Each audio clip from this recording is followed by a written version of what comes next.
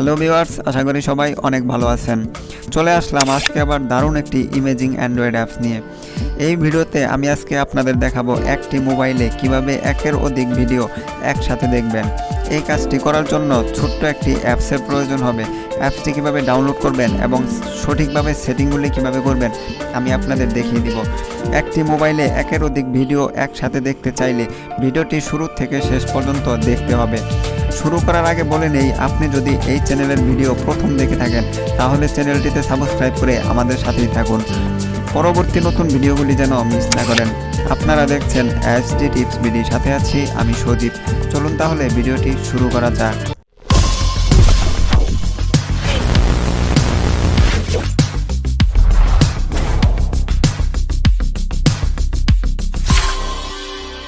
চলুন তাহলে অ্যাপসটি ডাউনলোড করা যাক। তো অ্যাপসটি ডাউনলোড করার জন্য চলে যেতে হবে প্লে স্টোরে। তো আমি চলে যাচ্ছি প্লে স্টোরে। প্লে স্টোরে সার্চ অপশনে লিখতে হবে ফ্লট ভিডিও প্লেয়ার। তো আপনারা এই লেখাটুকু লিখে সার্চ করুন, ফ্লট ভিডিও প্লেয়ার। সার্চ করার পর এখানে দেখতে পাচ্ছেন প্লে স্টোরে থাকা অনেক অ্যাপস এখানে চলে আসছে। তো এখান থেকে 3 নাম্বার যে অ্যাপসটি দেখতে পাচ্ছেন ফ্লট ভিডিও প্লেয়ার ফর অ্যান্ড্রয়েড, তো আপনারা এই অ্যাপসটি ডাউনলোড করে নিন। তো ডাউনলোড করার পর জাস্ট চলে যাই ওপেন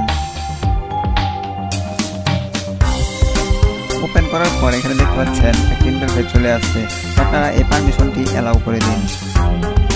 অ্যালাউ করে দেওয়ার পর এখানে জাস্ট ওকে করে দিন। ওকে করে দেওয়ার পর এখানে দেখতে পাচ্ছেন এই স্মার্টফোনটিতে থাকা সকল ভিডিওগুলি এখানে চলে আসছে। এখান থেকে আপনার পছন্দের ভিডিওগুলি সিলেক্ট করে নিন।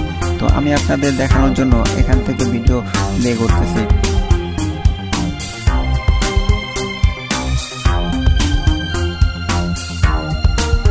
তো এখানে আপনি চাইলে স্ক্রিনটি বড়ও করতে পারেন, ছোটও করতে পারবেন।